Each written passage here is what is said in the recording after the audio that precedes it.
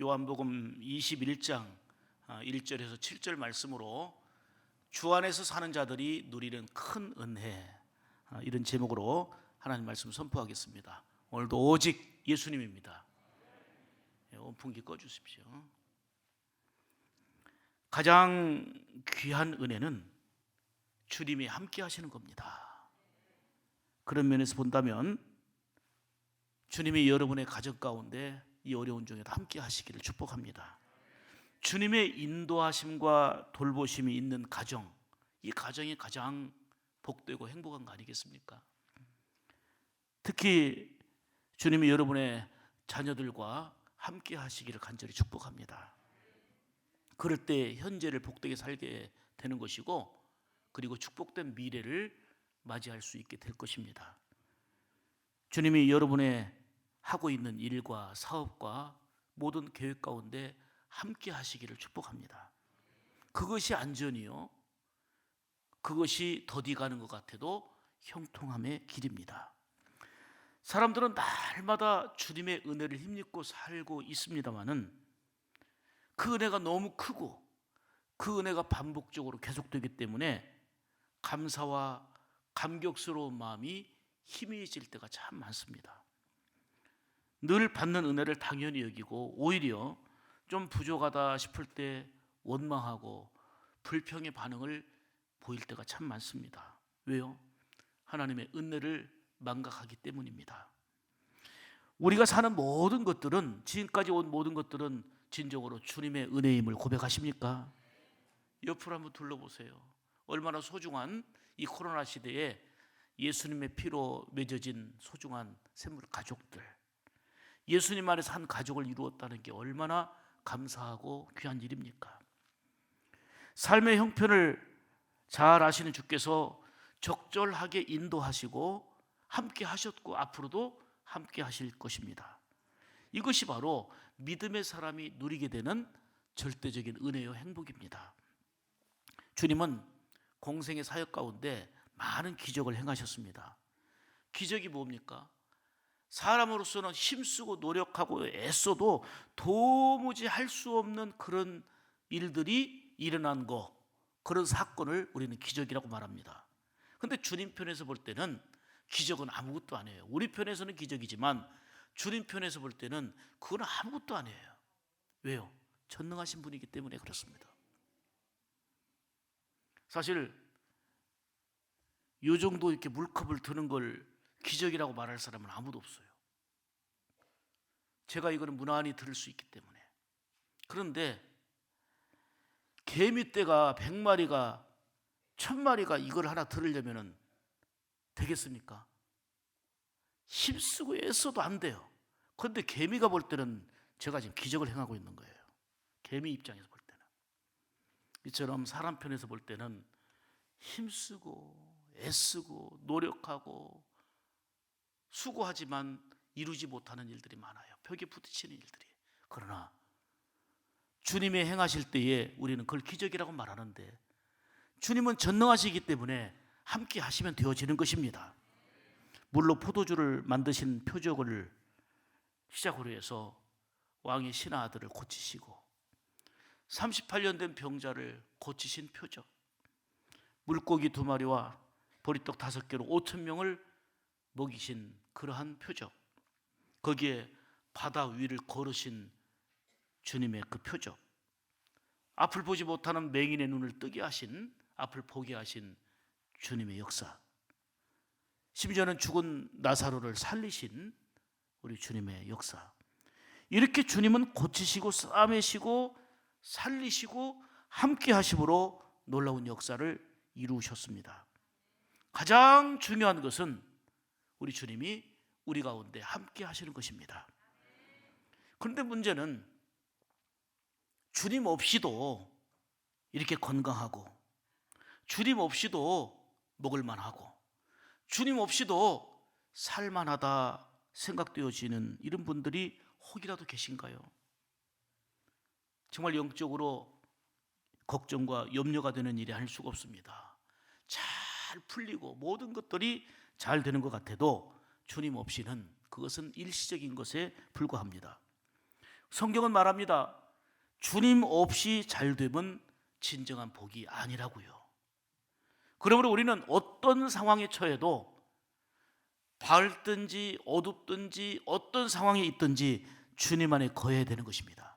그것이 성경 전체의 핵심 내용이고 오늘 본문의 강조입니다. 제자들은 주님을 떠나서 다시 일상으로 돌아갔습니다. 어부였던 그들이 밤새도록 그물을 던졌지만 한 마리도 잡지 못하는 초유의 상황을 경험합니다. 이 실패의 현장에 주님이 찾아오셔서 말씀하시니 말씀대로 그들이 순종하니까 고기가 그물에 가득 차 넘치게 되었습니다. 이 사건을 통해서 보여주는 주님이 말씀하시고자 하는 게 뭡니까? 오늘 본문 내용을 통해서 하나님께서 우리에게 주시고자 하는 말씀이 무엇입니까? 내가 살아갈 때는 내 힘도 필요하고 지식도 필요하고 경험도 필요하고 노하우도 능력도 필요하지만 내 기술과 내 능력을 다 동원해도 한계의 상황에 부딪힐 때 우리 힘으로는 할 수 없는 상황에 이르게 될 때가 많습니다. 진정으로 회복되고 채워짐의 은혜는 주님 안에서만이 가능하다는 것을 말씀을 통해서 확실하게 보여주고 있는 것이지요. 그렇습니다. 그래서 주님 안에 사는 것이 가장 큰 은혜요 복입니다. 우리 가족이 주님 안에 살고 있다는 거, 여러분의 가족이 주님 안에 살고 있다는 거, 이거 자체가 복이라니까요. 오늘 본문은 주 안에서 사는 자들이 누리는 큰 은혜에 대해서 말씀하는데 오늘도 본문을 통해서 세 가지로 생명의 말씀을 드리겠습니다. 첫째로 주님 안에 사는 자들이 누리는 큰 은혜는, 따라서 합시다. 주님이 친히 나타내 주심. 아멘. 기가 막힌 은혜입니다. 1절 보세요.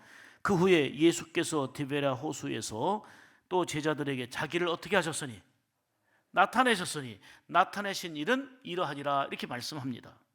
1절에 나타나셨다는 말씀을 2번 강조하고 있거든요.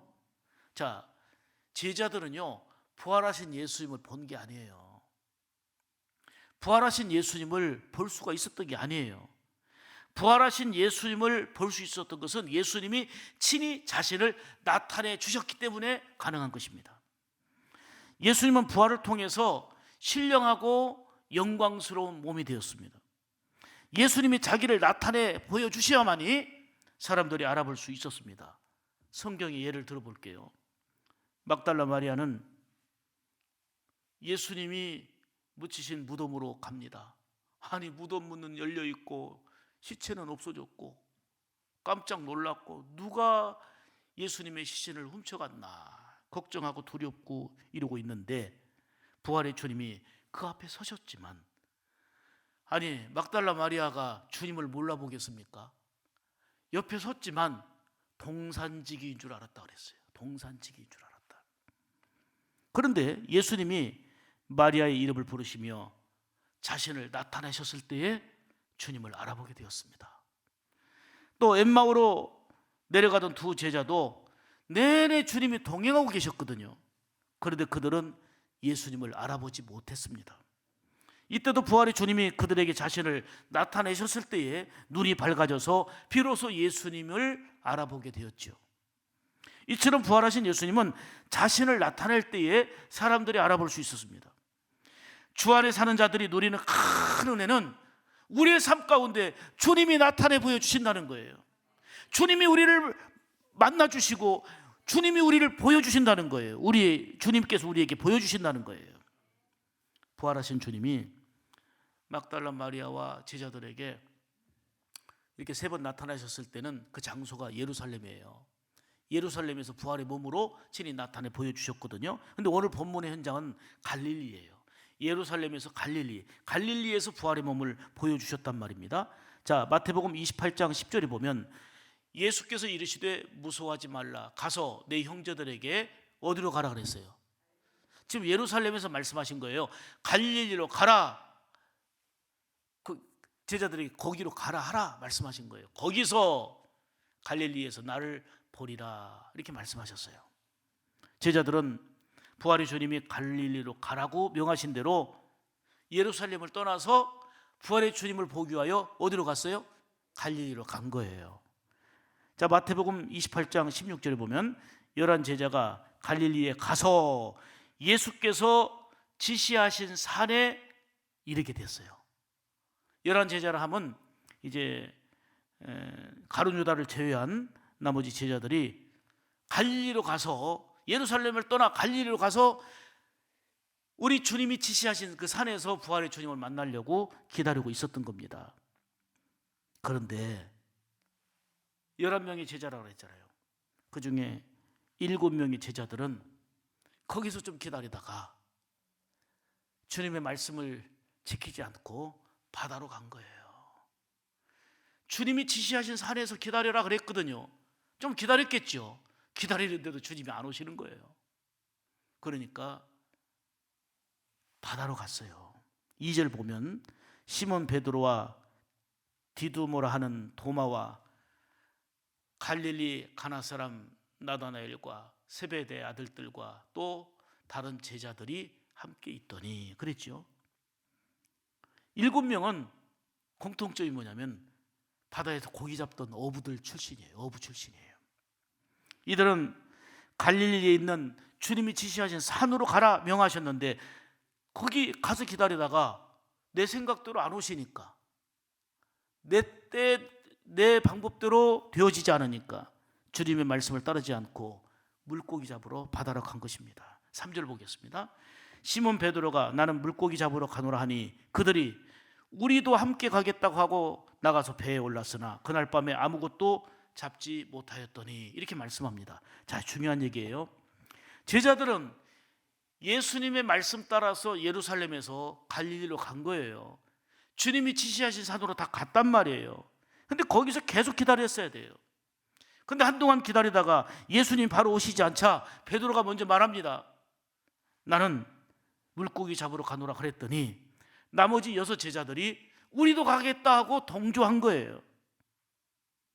사랑하는 여러분, 주 안에서 살아가는 자들이 누리는 큰 은혜는 주님께서 친히 나타내 보여주신 것입니다. 그러나 내 뜻대로 안 되거나 좀 지연되거나 내 생각과 달라도 조급하지 말고 끝까지 주님의 약속을 붙잡고 기다리는 인내의 믿음, 이게 우리에게 중요한 겁니다. 그럴 때 친히 나타내 주시는 주님의 은혜를 크게 힘입게 될 줄로 믿습니다.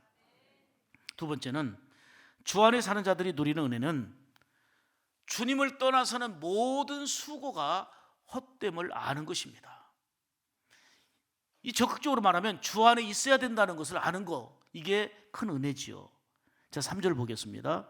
시몬 베드로가 나는 물고기 잡으러 가노라 하니 그들이 우리도 함께 가겠다 하고 나가서 배에 올랐으나 그날 밤에 아무것도 잡지 못하였더니, 예수님이 명하신 갈릴리의 산을 떠나서 바다로 간 제자들은 그날 밤에 수고했지만 헛수고한 거예요. 한 마리의 고기도 잡지 못한 거예요. 그들은 어떤 사람들입니까? 갈릴리 어부 출신들이에요. 그들은 바다의 상황 너무 잘 알고 있고 어디에 고기가 잘 잡힌다는 것도 수많은 경험을 통해서 알고 있는 사람입니다. 거기에다가 혼자가 아니고 나머지 6명이 마음을 합하고 협력하고 있으니 일이 잘 될 상황이잖아요. 일이 잘 될 여건이잖아요. 그런데도 그날 밤에 단 한 마리의 고기도 잡지 못합니다. 왜 오늘 본문은 이 말씀을 우리에게 주실까요?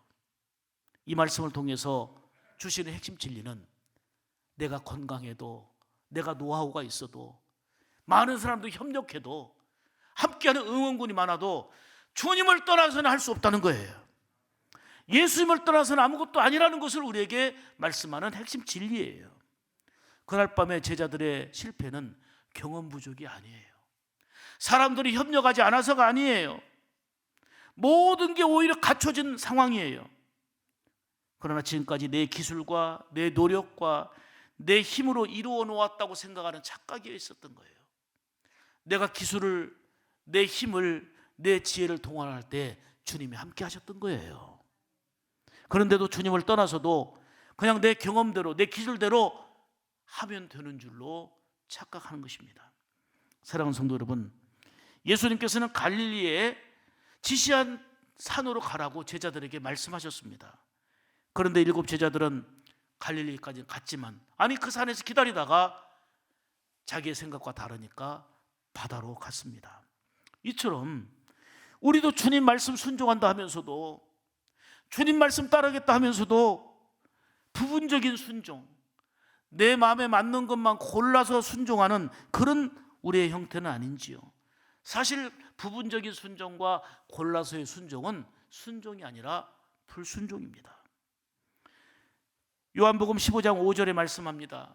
나는 포도나무요 너희는 가지라. 그가 내 안에 내가 그 안에 거하면 사람이 열매를 많이 맺나니 나를 떠나서는 너희가 아무것도 할 수 없음이라 주님이 친히 말씀하셨어요.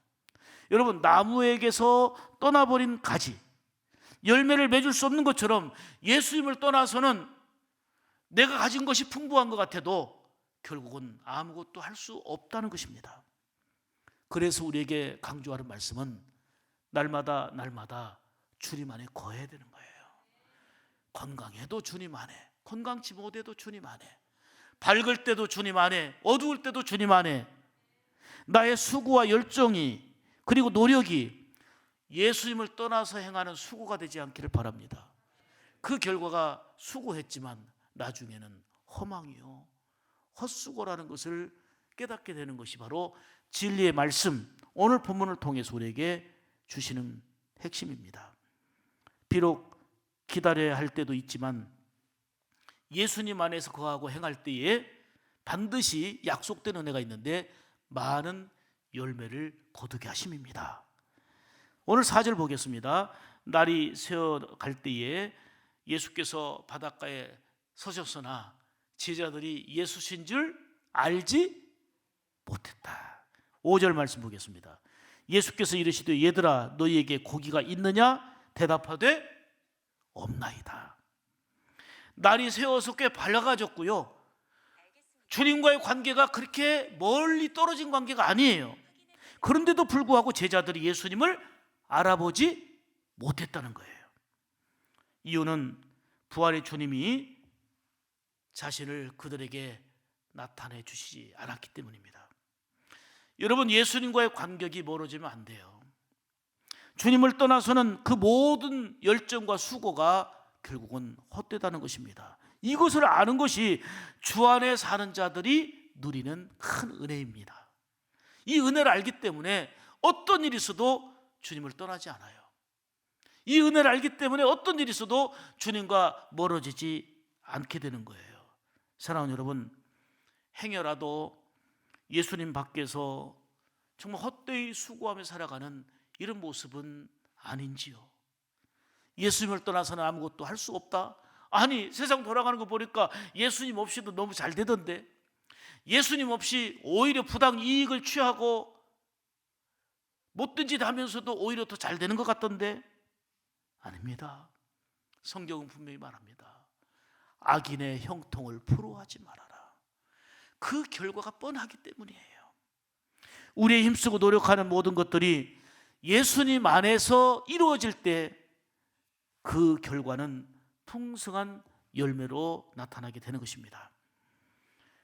주 안에 사는 자들이 누리는 큰 은혜는 주님을 떠나서는 모든 수고가 헛됨을 아는 것입니다. 그래서 어떤 일을 만나도 주님과의 관계가 멀어지거나 결코 주님을 떠나지 않습니다. 적극적으로 예수님 안에 거하는 삶 가운데 약속하신 놀라운 열매, 은혜를 누리게 되는데, 바로 이런 은혜가 여러분의 삶 가운데 크게 임하기를 주님의 이름으로 축복합니다. 세 번째로, 주 안에 사는 자들이 누리는 큰 은혜는 주님의 말씀을 순종할 때에 회복되고 채워진다는 사실입니다. 오늘 본문 6절 말씀을 보겠습니다. 6절, 이르시되 그물을 배 오른편에 던지라. 그리하면 잡으리라 하시니 이에 던졌더니 물고기가 많아 그물을 들 수 없었더라. 너무나 잘 아는 말씀인데, 이 말씀이 중요한 것은 생명의 양식되어서 내 삶 가운데 적용되는 게 중요한데, 보세요. 이르시되, 주께서 말씀하셨어요. 그물을 배 오른편에 던지라. 예수님이 고기 잡는 전문가가 아니세요. 지금 누구에게 말합니까? 고기 잡는 전문가들에게 그물을 배 오른편에 던지라. 그리하면, 순종하면, 말씀대로 따르면 잡으리라. 이게 주님 말씀이에요. 이에 던졌더니, 주님 말씀 믿고 던졌더니 이들은 밤새껏 자기의 경험과 노하우를 가지고 던졌지만 한 마리도 잡지 못했어요.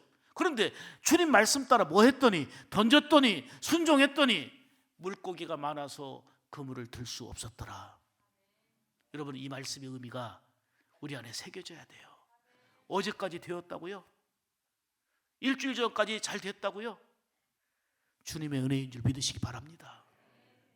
그래도 주님 안에서의 삶이 복되다는 것을 거듭거듭 강조하는 거예요. 내 기술로, 내 노하우로, 내 열정으로, 그리고 내 경험으로 수고했어도 헛된 결과가 있었다 할지라도 다시금 주님 안에서 주의 말씀에 따르고 순종할 때에 반드시 회복되게 하시고 채워주시는 은혜를 힘입게 될 줄로 믿습니다. 따라서 합시다. 던지라. 제자들은 그대로 순종했더니 되었다는 거예요. 순종하니까 되었다는 거예요. 그러면 제자들의 순종으로 끝나는 게 아니고 나의 순종이 필요한 거고, 주의 말씀을 따르는 게 중요한 거고, 누가? 내가 늘 주 아래 서는 것이 중요한 거고, 그리할 때에 놀라운 회복의 은혜와 채워짐의 은혜가 제자들에게 임한 것처럼 여러분의 삶 가운데 임하게 될 줄로 믿습니다. 예수님 밖에서의 밤샘 수고는 경험을 동원하고 노하우를 동원하고 7명이 협력했지만 실패했습니다.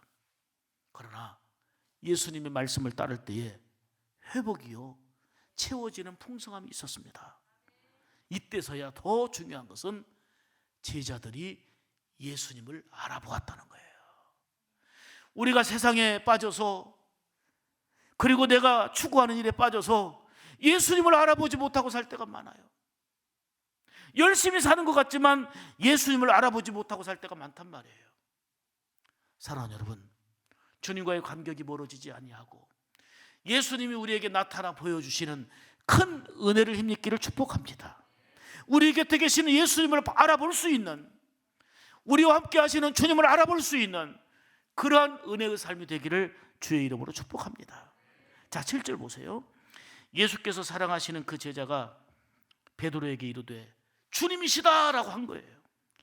시몬 베드로가 벗고 있다가 주님이라 하는 말을 듣고 겉옷을 두른 후에 바다로 뛰어내리더라. 참 베드로가 급하기는 급해요.